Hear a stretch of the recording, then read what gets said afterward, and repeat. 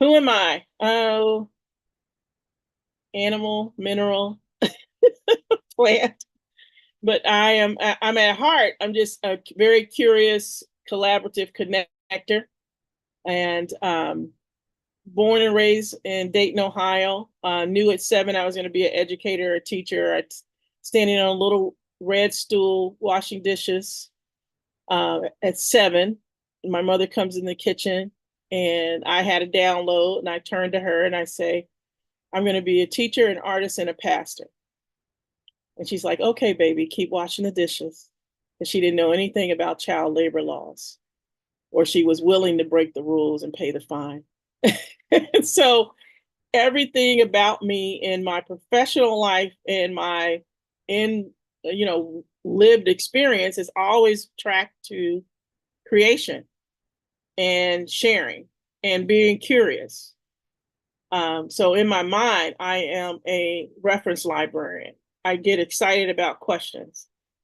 And I'm like, oh, I like finding answers. I used to read Encyclopedia Brown growing up. I'm like, this cat could take the smallest bit of information and he'd cobble something together and he'd have a solution. He's like, I know who took the jam. And that's been me. And I like getting to know what lights people up, because then it's just like drawn to me. Like I start to see things for you because I've been listening and observing you. Right. So I was at something the other day, no, it was yesterday, 3 o'clock. And a woman was talking about, she does wellness coaching for women. And I was like, oh, there's a community. You might want to pop in and see if there's some resonance there for you. So I told her about the Healthy Neighborhood Project. So that's kind of like what happens. My friend said, Yolanda has a link for everything. Not really, but I just pay attention. So I'm a creative at heart. I know that helps my nervous system stay regulated. And professionally, I've spent over 30 years teaching, training, and helping people nurture their curiosity and just reminding them, like, you came through the portal with everything. Things that you think you don't have, you just need to be in relationship with someone else because they will activate that or help you remember things about yourself. So in some audiences, I'll say, well, we all come with a Dora the Explorer backpack. But while it's on your back, you can't access all the pockets and the zippers. So you talk to your friend Ray and he can unzip it and take the thing out and go, here you go. But this only happens being in relationship. So, being in relationship and being in conversation. So somehow I've known that very, very, very, very early. And I knew by 3 that grown-ups were just winging it. How true is that? But most people are grasping so desperately to the fact that they have the answer, Mm-hmm. which we actually do, Yeah. but their need for significance kind of blocks them to actually seeing the bigger picture. So it's like, and I see this all the time in professional spaces. Like someone will challenge a status quo idea. And if there's someone that has linked their identity or linked their life's work to this idea, they will defend it tooth and nail against any form of challenge, when in reality, when something's true, it can withstand challenge. You can grow. So we want to have our foundation on truth. Otherwise, that house will collapse, right? Yes. The foundation will be weak.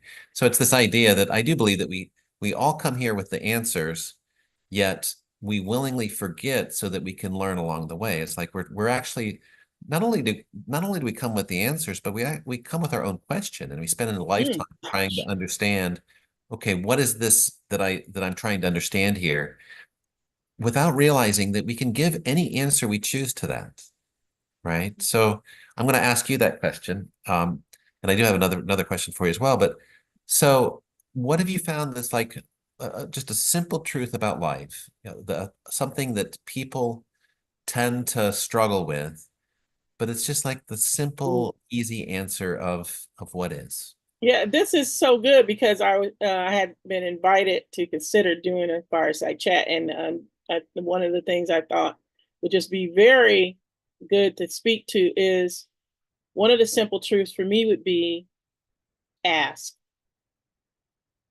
This idea of asking.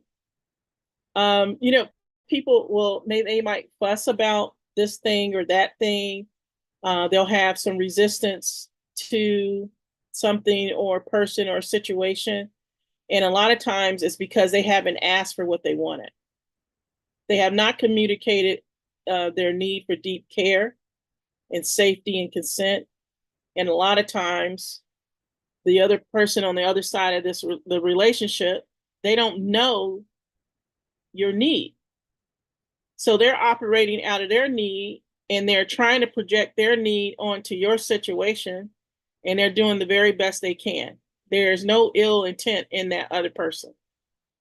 And if you haven't given them any other information, they're winging it and they're doing the best they can. So that simple truth is like, what if you got 10% more because you started to ask for what you wanted? What, I mean, 10% is a lot when you've not gotten anything, or you continue to have an internal struggle about no one's seeing me, no one's acknowledged me, no one wants to play with me, all these kinds of things. But did you ask for what you want? Did you have boundaries? Did you participate with equity and consent and safety yourself? Did you invite this kind of thing into you? Do people know? Like you walk around all this stuff in your head and your heart, nobody knows it. And then you are fussy, but you never express your need. You never expressed your boundary.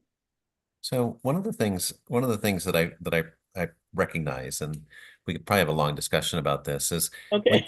when you have a need, that is a place for manipulation, because if you have a need, often you're not seeing like the green flags, right? You're ignoring the red flags. A lot of times people's need for love will put them in a relationship that's not healthy for them. It's not loving, it's not Yes, sir. supportive. And so their own need for love is used against them in a way to kind of trap them into a toxic relationship. So my belief is that the best space that we can be is to not operate out of a space of need, but operating out of a space of fulfillment. So if you need something, it's learning what that is and then actually creating it yourself. If you need love, it's Mm-hmm. this idea of start being loving to yourself first. You Mm-hmm. know, if you want to create value and wealth, right? Start believing that you're worthy of that, and start actually creating that value and that wealth, right? Doing the small steps. So Yes, it's and that is really the nucleus of the thing, and being able to express this thing that you desire, this fulfillment that you want to experience. Yeah, so yeah, the need is an internal conversation to get the fulfillment that it's your birthright to have it. So yes, and I love how you spoke to, like, let's be conscious about what we're seeking outside of ourselves, because some humans, I'm not going to say all, some humans are very transactional. They're not transformational beings. well, their interest is focused on themselves, and Mm-hmm. and if they can get some of their own need met through you, Yes. they will do that. And often the person that's giving, right, the I don't want to say the weaker, but the more conscientious one in that interaction will always expect some sort of transactional response. Like, okay, I'm going to show up for you and do all of this for you, with the expectation that when I need you, you'll be there. But often that people pleasing person will say, "Hey, I need you," and this other person will say, "No." Like, wait Right. a minute, I was Yeah, there and for that's like this. I that want comes back to let's have conversations so we kind of know where we're coming from and what pot we can pull from. right. Like, so if you're going to the person, they're like, no, I'm just like me all the time. And there's no reciprocity and there's no collaboration or co-creation of together. I like this thing, you like that thing. What can we make in the middle so we can draw from that pot Yeah. And it's and we could just keep adding to that. Because it's interesting. I'm actually advocating that we adopt that a little bit. Mm. Let's worry about ourselves. Let's love ourselves. Let's be in a space where whatever you're seeking, create it create it internally. Create it so that you are 100%. And I really believe that, if you are fulfilled, if you're in a good place, then you can have better relationships. You can have better success. You can achieve more. Oh gosh, I love that. I went into kind of like a study community, I think in February, and then I started to like make some connections with some of the people there, and then like 4 or 5 of the people when I started to do some one-on-ones with them and stuff, um, I kept getting this comment from people. So, are you married? And I go, no. Are you in a relationship? No. Really? Yeah. Well, you're so calm. That's why. They My said daughter, you're my so daughter told calm, and then I said, could you talk to me a little bit more about that? What you're talking about? And then so some of what came back was like I didn't have this like thirstiness, this like cloying, like see me, can I attach to you? Um, um, I didn't take up a lot of space, not because I was meek and mild. I was just settled and grounded. And so the way they interpret that was like I had to be in a relationship where I was settled and calm from that and probably bored and boring. but And I was like, no, I'm just like, I'm good with me. I am kind of like a botanical garden unto myself. And I say to people, I have a very rich internal life. There is no scarcity, it's and they're it's like, interesting what? that you share that because my daughter said the same thing to me. And she goes, Dad, it's easy for you to be Zen because you don't work with anybody in an office, right? You don't live with anybody, except the cat. So it's very easy for me to be in the Zen space because there's very little disruption to my Mm. to to to who I am and to triggers and things like that. And the best way to grow is to live with somebody because Oh yeah. there's gonna be triggers, there's gonna be things that you learn about yourself. And it's a beautiful space to be. Mm. But it's actually if you're at peace by yourself, it's easier to be, in that calm space when you're by yourself. And I think that it's a little bit of a catch-22 because it's like you have a low tolerance for drama. Yeah. And there are people in the world that their identity is on the drama that they experience. Mhm. And it's to me, it's too much energy expended for no gain.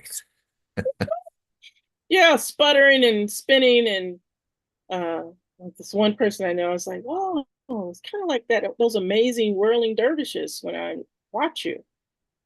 And I'm like, ooh, what did it? Because how are we capturing that?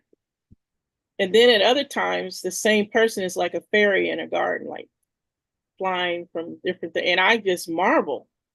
In both situations, I marvel. I'm like, wow, look how fast she can spin. Yeah. And And, it's and look, there's she, beauty. There can be yeah. beauty. There can be beauty there, but there's a tremendous amount of energy expended. And it's like, okay, what is it that you're trying to accomplish? If Yes. and if they can answer that question, if they know what they want, then now you can start directing them to to focus in on small little steps towards achieving that. And I think the biggest Hmm. thing people can learn is it's learning to let go of the beliefs and the traumas that have defined their past Yeah. and to drop into this acceptance, this commitment of this choice of, okay, this is the future that I want. And then just start accepting that, okay, you're worthy of that and making small steps to make that happen. Oh, yeah. That's good stuff, Stephen. Yeah, that's like sometimes I have these thoughts in my head. It's like, yeah, I need a piece of bread for that one. I got to get everything that's on that plate. So you said that you're a pastor. I do. Well, I said to my mother I wanted to be, but I never did Yeah, that. you never did that. Okay. Do you No, believe in no, no. God? Hmm? Do you believe in I God? believe, yeah, people call it all kinds of things. I know there's something greater than me, someone something, some being, some energy that's co-creating all this stuff and keeping things in flow. So I'm like, yay. So I'm gonna ask you the question, and it's what I usually ask. Anyone that mentions faith or spirituality, I always ask the question, how do you know God is real? Or how do you know that Because it that keeps moving and I keep being happy. Everything keeps moving forward and I'm still happy. And that's not just, I have to be protected, watched over. Something is working with me all the time in all ways. I know that. I know that I've got some kind of partnering thing happening. And I see too many beautiful things. I know I didn't do that. But I think, we probably are all adding to the field of energy that creates beauty and creates chaos, right? So there's something going on in multiple realms at the same time. And that's good math. Like I have to take my shoes off to do math, but since that's since some you're good math. since you're a master at asking questions, and I love that because one of my favorite instructors, he's a retired doctor, also has done psychotherapy for many, many years. Studied with Milton Erickson, who's a very famous hypnotherapist that started, that brought hypnotherapy into the traditional medicine world. Um, and he always says that if someone's certain they know what's wrong with you, then they're certainly not worth listening to. Because it's this idea that, the labels, when you're so certain, sometimes you're putting somebody in a box just because the box is there. It may not actually fit that person completely. So I really like this idea of solution-oriented therapy. So my question is what is a good question to ask somebody? How do you want to feel? Yeah, I have one son, and I think that's a question I would ask him. Sometimes, young people come home with stuff. I've been young before. I know what it's like. And so my son or other people will tell me this thing that happened. And I think in the middle or at the end of listening, I would just say, well, how do you want to feel? And so that's what we're going to focus on. And when you feel like things are spinning out of control or there's a lot of contrast, if you can ask yourself that question, how do I want to feel right now or soon? Right. And I think that's very helpful. And I think it stops us in our tracks too. Like Well, I this have thing a is question. happening. Mm-hmm. 7 years ago, I actually asked myself the question. I said, I assessed my life. I said, I'm not happy. Mm-hmm. I had no idea what would make me happy. I didn't know what happiness really was, but I Yeah. knew that I wasn't happy in the moment. And Mm-hmm. and there was something that was key there. So I knew I wanted to be happy. Mm-hmm. Didn't know what that was or how I would get there, but I made a choice and a commitment that I was going to achieve that, right? Mm-hmm. Even though I didn't know how to do that. So what, that's kind of the challenge that people they may know that they want different, but they may not even know what that is. So Oh yeah. so how would you take them? And I have the answer for happiness. I mean, it's actually quite simple. Mm-hmm. Um, and it's like you can't grasp happiness. Happiness is this elusive thing that exists out there. But you can start sowing the seeds of gratitude every day, right? So Yeah. if you practice gratitude, you'll start seeing that things get, even if it's just slightly better. It doesn't Mm-hmm. mean that it's everything is great, everything's perfect, but it's finding what's just a little incrementally better every moment and focusing on that. So that's the way that I would guide people. And it changed my life. It changed my body chemistry. It Ooh. changed it changed my perception, and it changed my outlook on the world. It changed the way that I show up in the world. And I think that's quite critical because it opens you up to dialogues and communication with people in a different way. You actually have deeper, more meaningful connections. Mm-hmm. And I was actually talking to another one of our peers about that being in spaces and that deeper kind of conversation and how that can be contrasting. And where do you need to be to have those kind of conversations? And who do you need to be with to have those kind of conversations? Because sometimes I have felt like, oh man, I keep having that. You go a milliliter below their three talking points, they buffer and they're glitch, and then the whole thing stops. Yeah. So yeah. It's a sense, well, it's a sense of vulnerability. Mhm. It's for those that have not yet healed. The the strongest and the deepest conversations will be with people that have gone through the muck. You know, they've experienced life in a way that has been quite stressful, quite demanding, you know, quite painful. And they've chosen not to identify as that person. They said, you know Mhm. what? I'm not going to feel this way. I'm not going to be this way. And they transform whatever happened into something else. And that transformation process, I do believe, is, you know, that allows you to actually see the truth of the pain, the truth of what we all go through, because everyone on this planet is going to face some level of suffering. Yeah. Be, and it you can't compare it because someone having their dress ruined as a toddler might be as painful for somebody else having a very traumatic experience happen in their life, right? It's like it's all personal levels of perception. But the Mhm. thing is it's how people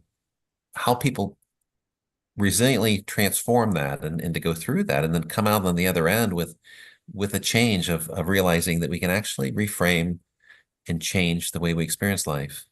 Oh yeah, and I don't know that some people may not know that they're an alchemist. They may not know that, and like what you were saying before, these deeper conversations, maybe we help each other to remember that. Like I can metabolize this thing, I can integrate this thing, I can change the shape and the tone and the color and the texture of this thing, and I could do it sometime in a way so it feeds me or it grows me or expands me or elevates me. And alchemy is a perfect word because often that trauma becomes the gold in your life because Mm, it becomes what you teach others about. It becomes the very thing that you can speak to and get paid for because you're helping other people overcome that or even avoid it. I mean, how great would that be if somebody else could avoid the pain that you experienced in your life? So, you know, you're turning that the you're really transforming now crap into gold. I use literature, I think, as a vehicle and a tool of alchemy, um, myself as a young person. There's so much I did not go through because I read it stories.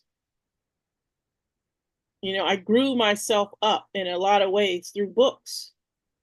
I avoided so many things because I read and because I was an artist. And so I was not uncomfortable, excuse me, with things that were ugly and disorganized and abstract. As an artist, I was not uncomfortable with that. And I was surrounded by people that were completely uncomfortable with it, the not knowing, well, thinking they didn't know, Yeah, it's interesting. uncertainty. Especially if you're talking about like sexuality, because many people will carry underlying beliefs that Yes. that that cause discomfort, but they don't recognizing what's actually causing discomfort. You know, it's like Mm-hmm. it doesn't matter what, you know, what you're talking about. It's like they just don't want you to talk about it at all. And that's their, you know, that's that conservatism or the Mm-hmm. um, you know, it's more of a closeted type of approach of this is something that we can't talk about and be Mm-hmm. comfortable with. And I respect that. I mean, that's just a belief that they carry forward. And it's like, again, it goes back to this idea of, is this your belief? Or did you Mm-hmm. adopt this belief from, you know, from society or from a parent or somebody else? And either one's okay. I mean, I'm fine with either way that you adopt to express yourself in the world, but do so intentionally, right? Understand, Mm-hmm. okay. And that way people could convey, it's like, okay, I'm uncomfortable when you talk about this. And most kind, conscientious people would say, okay, that's fine. Yeah. We'll And talk I about mean, it could something be else. sexuality, it could be financial literacy, Money, that's politics. big. So Yeah. money also has like an emotional content to it as Oh, well. yeah. I mean, if someone spends a big amount of money and has feelings of anxiety, there's some money blocks there. There's because money's just a tool. Mhm. And so sometimes, it's the people that hold on to the money too tightly that will never that it's like that old story about the dog crossing the bridge, with the bone. They Mhm. saw the reflection in the water and dropped their bone to try to get the other one. Well, people that hold on to money too tight, they're not going to be able to make money because money's really a tool. And there's a balance between wise investment and trying to hold that grip too tightly. So I agree with you. You can have that emotional, um, financial illiteracy causes great stress for some people. Yes, yes. And as you were talking, I was you said about the bone. I was like, oh yeah, your fist is balled up. How are you gonna open the door? Yeah. Your hand is closed. How are you gonna get access some other things because you're all tightly wound or tightly closed up around this thing. Hmm. And usually it comes from a little bit of wound because there's so many people that will, like even in the coaching world, there's people that they will use NLP, they'll use your own words against you Hmm. so that you want to invest Mhm. and you feel like, okay, if I invest with this person, I'm going to get a greater return. And even though they bring you great value back, right? The information's good, everything else, it's only about 5% of the people will actually level up their business in a level to actually recoup that money. Most people just spend money, spend money, spend money. Yeah. There's a underlying belief that I think needs to be there, which is you are worthy of this. And I believe in the law of compensation. This is something that, Mhm. whatever we do, we will be compensated. So Yes. I've had people that stiff me on payment, Yeah. and I was compensated with a story about them. Which you can, it becomes evergreen. So now you don't even have to recreate anything. You're like, I can use this for time and memoriam. I've got this story. I just dust it off. Well, so normally I like to keep these short because everybody's attention spans are are, Okay. are super short. But Sure. and we did stop it and start it. So we did break it up into two. Oh, brilliant. What's a parting thought that you would like to leave with people? One of the things I think about a lot, is being in a relationship and having conversation. That's the way we should all be serving. In this nation, they talk out of two sides of their face. They talk about being a team member, and then they reward a solitary being. So, what's the truth? Right? I think we're happier with each other, and I think our solitary contribution makes the whole thing better for everybody. And we, as a single person, get back a lot more than we would have gleaned on our own. So I think conversation and relationship, that's it. That's such a full conversation because it's like even that we could carry on and talk another hour on. Okay, see you And next it's time. and it's well, it's this idea that what we find is that it takes a leader, right? It's like if you want to make a change in the world, you most people will wait until you step up. Like you can't really do it in a peer environment because not everyone is equally yoked. I mean, it's going to take Mhm. one person with energy that just does it. And then the Okay. other the other people will be inspired and they'll come along. And I like the way that you're approaching that of just being open. But I do believe that it takes a leader. So we each need to be leaders, but we Okay. also need to have our tribe. So of people that support us, right? So because it's Mhm. it's a true leader is going to develop other leaders within the community. And Yeah. so as we do that, we all become leaders together. And Yeah. so the celebration is it's being strong enough and becoming better together. That's so cool. Like I just entered Virgo season, and for 9 years, I've done a fundraiser for my birthday because I really don't need stuff like matcha tea and deep dark coffee. Maybe that's it. And uh, one or two Biscoff cookies every now and again. So, it made me think about like I've been doing this for 9 years, and like don't give me anything, but this nonprofit over here that gives people Who toiletries. am I? Oh, Do something for them. It's wonderful. So the last little parting thought here.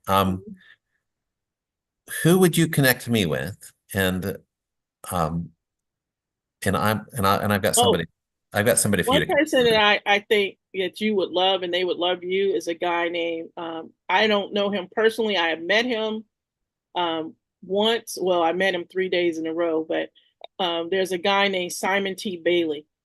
Okay. And Simon does a lot of organizational leadership and customer service based things. He's spoken on every continent in the country and spoken and trained. And I think your energy and his zeal and your hearts. I think you both have these shiny little hearts. I think y'all would get along famously. Well, that sounds amazing. And Karen and Joan are the two that I don't know if you've come across them, but they do the holistic health.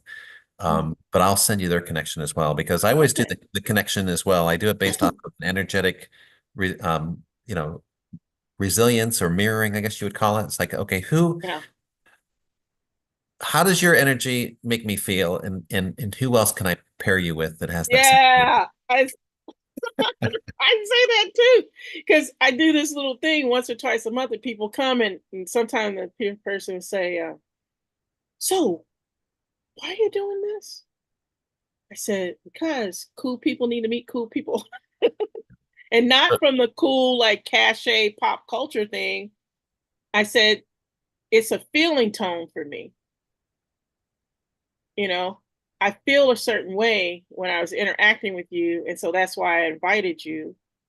And everybody's here. I had some it there was a vibration, a certain kind of frequency. So you can be assured that you're in a good place because I already felt something." Yeah. And Mhm. it's interesting because it's like there's so many people that we can pick from it, but it's always being just in that moment of the resonant energy in that moment. So, you know, Mhm.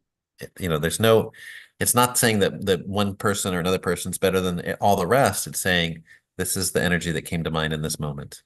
Yeah, like I'm connected to Hans because Hans and I were in this networking organization, and then Hans said, "Hey, do you know about this thing?" I'm like, "No." So basically, wherever Hans goes, I go. Amazing. So we're doing a coaching training on Tuesday if you're interested in coaching training. But what the idea is skill sharing, Yeah. and then skill sharing, and then also developmental, you know, doing a practice. So it's like we'll just have like an open practice. So we get like free coaching amongst one another. But I'll send you an invitation on Wow, that's outstanding. yeah. So I'll send you over an invitation Okay. and you'll have it. Actually, I could put it in the chat here. So thank you for the conversation. Lovely conversation. Oh, my pleasure. Like, there's always good souls at the Healthy Neighborhood Project. There's